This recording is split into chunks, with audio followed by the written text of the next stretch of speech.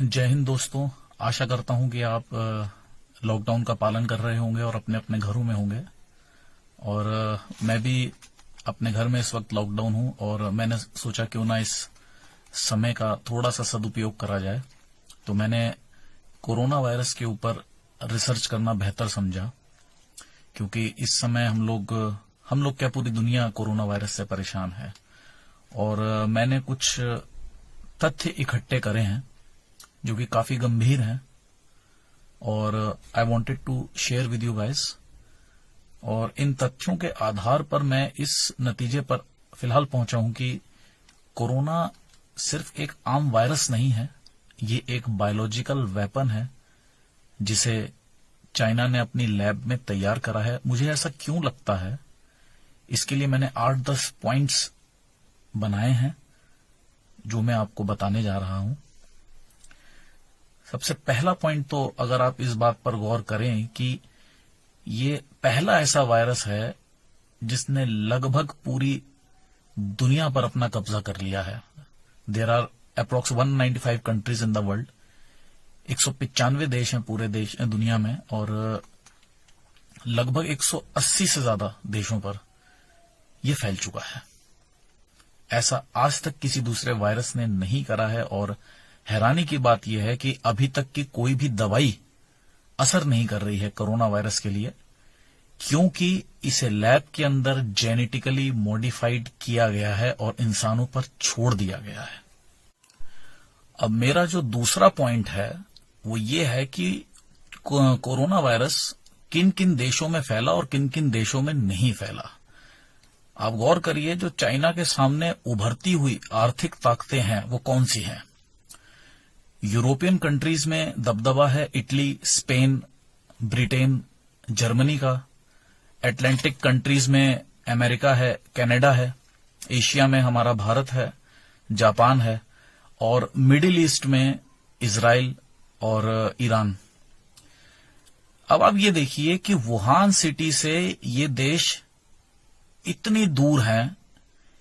ये corona virus इतना समझदार है कि ये उन देशों तक पहुंच गया, लेकिन वुहान शहर से लगे हुए चीन के जो दूसरे शहर हैं, शंघाई और बीजिंग, ये वहां नहीं जाता है। आप जरा गौर करिए, वुहान से इटली की दूरी है 8,600, स्पेन की 9,800, जर्मनी की 8,200, अमेरिका की 11,860 किलोमीटर की दूरी है।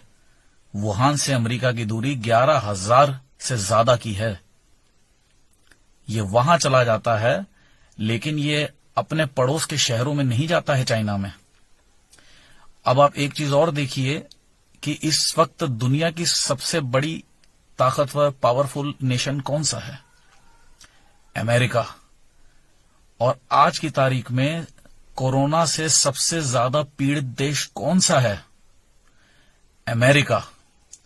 ये है मेरा दूसरा पॉइंट कि खास तौर पर ये दुनिया की आर्थिक राजधानियों पे इसने हमला बोला है।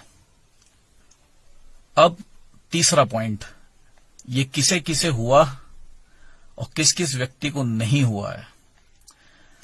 आप देखिए तो ये जिन देशों का भी मैंने नाम लिया, वहां पे कई हॉलीवुड एक्टर्स को हुआ, कई बड़े बड़े राजनेताओं को हुआ। ब्रिटेन के पीएम बोरिस जॉनसन को हुआ, ब्रिटेन के हेल्थ मिनिस्टर को हुआ, प्रिंस चार्ल्स को हुआ, ऑस्ट्रेलिया के गृह मंत्री को हुआ, स्पेन और कनाडा के प्राइम मिनिस्टर्स की धर्मपत्नियों को यह हुआ है, जर्मनी के चांसलर को हुआ।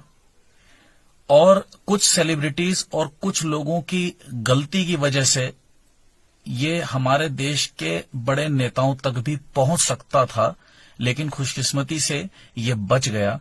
अब आप ये देखिए, ये किसे नहीं हुआ। चाइना में वुहान शहर को ही अगर ले लिया जाए, जहां पर इसका थोड़ा बहुत असर दिखा था, ये वहां के किसी भी राजनेता, किसी भी मिलिट्री ऑफिसर, किसी भी अधिकारी को नहीं होता है। ये सिर्फ दूसरे देशों में जाके ज्यादा प्रकोप मचाता है। ये इस बात पर गौर करिए। अब चौथा पॉइंट, पूरी दुनिया की जो मेन मनी अर्निंग सिटीज हैं सब बंद हैं, सब की सब बंद हैं।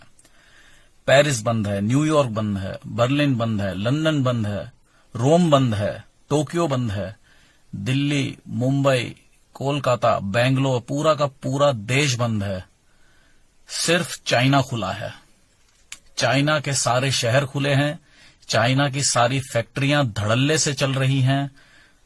10 करोड़ से ज्यादा मास्क वहां की फैक्ट्रियां रोज बना रही हैं। इसके अलावा और भी जो प्रोडक्ट्स जिसे हम लोग खरीदने के शौकीन हैं, वो प्रोडक्ट्स धड़ल्ले से रोज चाइना में बन रहे हैं।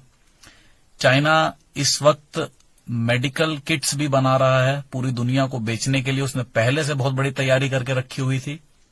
स्पेन को $450 मिलियन की मेडिकल किट्स की सप्लाई करी है चाइना ने। $450 मिलियन, जीरो लिखना मुश्किल पड़ता है। पॉइंट नंबर 5, रोज मीडिया में किसी न किसी देश के बारे में आता है कि आज यहां पे 400 नए केस आए, 800 नए केस आए, 1000 नए केस आए, लेकिन चाइना में एकदम से केस आना बंद हो गए। कोई केस चाइना से नया सामने नहीं आ रहा है। पॉइंट नंबर 6, अगर आप शेयर मार्केट पे नजर रखें तो इन कंट्रीज की बड़ी बड़ी कंपनीज के शेयर 40% तक गिर गए हैं, 40% तक नीचे आ गए हैं। और हम अगर इस पे सर्च करें तो इस समय वर्ल्ड में सबसे ज्यादा शेयर चाइनीज कंपनीज खरीद रही हैं। इन कंपनियों के चाइनीज इंडस्ट्रियलिस्ट, वहां के व्यापारी जो हैं, अमीर अमीर लोग, वो इन गिरे हुए शेयर्स को लगातार खरीद रहे हैं। और इसका सिर्फ एक ही राज है कि चाइना जहां तक पूरी वर्ल्ड ट्रेड पर काबिज हो चुका है, जो थोड़ी बहुत कसर रह गई है वो उसे भी पूरी कर लेना चाहता है। पॉइंट नंबर 7, बहुत अहम पॉइंट। सीबीसी की एक रिपोर्ट आई थी। सीबीसी मतलब कैनेडियन ब्रॉडकास्टिंग कॉरपोरेशन की एक रिपोर्ट आई थी जुलाई 2019 में कि उन्होंने 3 चाइनीज साइंटिस्ट को कनाडा में बनी हुई अपनी सबसे हाई सिक्योरिटी लैब से, जिसे लेवल 4 लैब कहते हैं, उस लैब से 3 चाइनीज साइंटिस्ट को उन्होंने निष्कासित कर दिया था और उनको वापस चाइना के लिए डिपोर्ट कर दिया था। वजह पूछने पर बताया गया था कि इन्होंने एक सिक्योरिटी ब्रीच करा है हमारी लैब में, कुछ इन्होंने गड़बड़ी करने की कोशिश करी है। वो गड़बड़ी क्या थी इसका उन्होंने खुलकर कुछ नहीं बताया गया, लेकिन ये एक बहुत अहम लिंक है। चाइनीज साइंटिस्ट को लेकर ये रिपोर्ट जुलाई 2019 में आई थी और इसके कुछ ही महीनों बाद दिसंबर 2019 में कोरोना वायरस फैलना शुरू होता है। अब पॉइंट नंबर 8, इजराइल, जो कि बहुत ही पावरफुल कंट्री है। वहां के biological warfare expert mister Danny Shoham ने दिसंबर 2019 में ये कह दिया था कि चाइना कोई बहुत बड़ा बायोलॉजिकल वेपन डेवलप कर रहा है। उन्होंने ये बात खुलकर कही थी, तब उनकी बात पर किसी ने इतना गौर नहीं करा था। दिसंबर 2019 में ही कोरोना वायरस फैलना शुरू कर देता है। पॉइंट नंबर 9, बहुत ही इंपॉर्टेंट पॉइंट है ये। चाइनीज गवर्नमेंट ने इस वायरस को फैलने की प्रैक्टिकलिटी को चेक करने के लिए कि ये किस रफ्तार के साथ फैल सकता है, इसने वुहान में ही एक छोटा सा एक्सपेरिमेंट करा लोगों के ऊपर।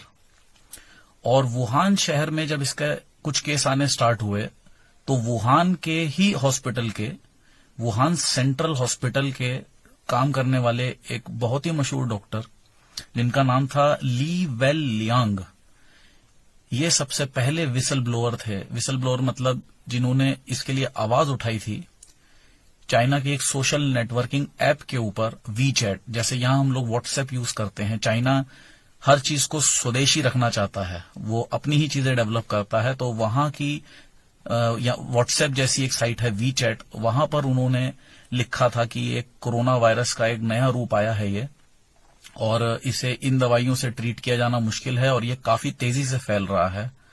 और ठीक अगले ही दिन वहां की साइबर सेल पुलिस ने उनको नोटिस भेज दिया था कि आप ये सारे मैसेज डिलीट करिए और आप लोगों से कहिए कि मैं सिर्फ झूठ में ये अफवाह फैला रहा था, ऐसा कुछ भी नहीं है। और उसके ठीक 2 महीने बाद फरवरी 2020 में इनकी मृत्यु हो जाती है। यानी जिस चाइनीज डॉक्टर ने सबसे पहले दुनिया को ये बताया था कि कोरोना वायरस क्या बला है, चाइनीज गवर्नमेंट ने सबसे पहले उन्हें ही अपने रास्ते से हटा दिया। पॉइंट नंबर 10, 3 जनवरी 2020 को चाइना नेशनल हेल्थ कमीशन ने 3 सर्कुलर जारी किए थे। पहला सर्कुलर मीडिया के लिए था कि आप कोरोना वायरस को लेके कोई भी खबर नहीं चलाएंगे अपने चैनल्स पे, अखबारों में किसी तरीके की कोरोना वायरस को लेके अच्छी बुरी कोई भी खबर आप नहीं चलाएंगे। दूसरा सर्कुलर वहां की मेडिकल हॉस्पिटल्स, मेडिकल इक्विपमेंट्स बनाने वाली कंपनियां, उनको ये जारी कर दिया गया था कि आप किसी तरीके की कोई भी नमूने कलेक्ट नहीं करेंगे, उनको नष्ट कर दीजिए। जो आपके पास इन्फेक्टिव लोगों के आए हैं कोरोना को चेक करने के लिए, आप उनको तुरंत नष्ट कर दीजिए। इसमें से सबसे बड़ी कंपनी थी, उसका नाम था जीनोमैक्स। और तीसरा काम उन्होंने करा था कि उन्होंने विदेशी मीडिया को बैन कर दिया था चाइना के अंदर, कि कोई भी विदेशी मीडिया चाइना में नहीं आएगा। दोस्तों, अब आप लोगों में से कुछ लोग ये जरूर सोच रहे होंगे कि मैं इन सब बातों पे ध्यान दे रहा हूं, देख रहा हूं, तो क्या बाकी देशों के राष्ट्रपति, प्रधानमंत्री, उनका इस पर ध्यान नहीं जा रहा होगा? बिल्कुल जा रहा होगा दोस्तों। हर देश का प्रेसिडेंट, प्राइम मिनिस्टर चाइना की इस चाल को समझ गया है, लेकिन कोई खुलकर सामने नहीं आना चाहता, क्योंकि चाइना आज उस मुकाम पर है कि उससे खुल के लड़ना आसान नहीं है। अकेले यूएस प्रेसिडेंट डोनाल्ड ट्रंप ने अभी कुछ दिनों पहले मीडिया से ये कहा था कि don't call it corona virus, it's name is Chinese virus. ये एक चाइनीज वायरस है। उन्होंने खुल के इस बात को मीडिया के सामने कहा था। और मैं एक जाते जाते बहुत जरूरी बात कहूंगा आप लोगों से कि मैं इस समस्या को ही सिर्फ आपके सामने लेकर नहीं आया हूं, मैं इसका एक छोटा सा समाधान भी लाया हूं। हम एक काम जरूर कर सकते हैं, हम चाइना को कूटनीति से हरा सकते हैं। आप चाइनीज प्रोडक्ट्स का बॉयकॉट कीजिए, खुल के बॉयकॉट कीजिए और स्वदेशी अपनाइए। लेकिन हम लोग चाइना का बॉयकॉट हर साल गलत तरीके से करते हैं। हम कहते हैं कि हम दिवाली पर चाइना की बनाई हुई झालर नहीं खरीदेंगे, और हम ये कहना शुरू करते हैं दिवाली के 1 हफ्ता पहले से, जबकि तब तक पूरे हिंदुस्तान में ये माल चाइना का बनाया हुआ बट चुका होता है। आपकी दुकान पे आने से पहले ये दिल्ली लाजपत राय मार्केट आ चुका होता है। दिल्ली लाजपत राय मार्केट ये आता है मुंबई पोर्ट से, और मुंबई पोर्ट में आता है चाइना से बनकर। दिवाली मान लीजिए अक्टूबर में है, तो उसके 3-4 महीने पहले से ही ये लोग ये झालरें बनाना शुरू कर देते हैं। हमें अगर बॉयकॉट करना होगा तो अभी से बॉयकॉट शुरू करना पड़ेगा, तब जाकर इसका असर दिखाई पड़ेगा मित्रों। और सिर्फ चाइनीज झालरें ही नहीं, इसके अलावा भी हमें चाइना की बनाई हुई तमाम चीजों को छोड़ना सीखना होगा, क्योंकि आप कुछ ही दिनों में देखेंगे कि चाइना एक बहुत बड़े ब्लैकमेलर के रूप में सामने आएगा। वो अपनी पावर को दिखाकर लोगों को ब्लैकमेल करके, देशों को ब्लैकमेल करके अपना फायदा करेगा, और हमें उसकी रीढ़ की हड्डी पे वार करना की जरूरत है। एक बायोलॉजिकल वॉर शुरू हो चुकी है और हमें ये दिखाई भी नहीं पड़ रही है। हमारे प्रधानमंत्री माननीय मोदी जी कोई ना कोई रास्ता इसका जरूर निकालेंगे। तब तक हम क्या कर सकते हैं, हम अपने प्रधानमंत्री के बताए हुए रास्तों पर चलेंगे। उन्होंने हमसे कहा है कि हम घरों में रहें, इस वायरस से सुरक्षित रहें, तो हम घरों पर रहेंगे। आप लोगों को भी अपने घरों पर रहना चाहिए।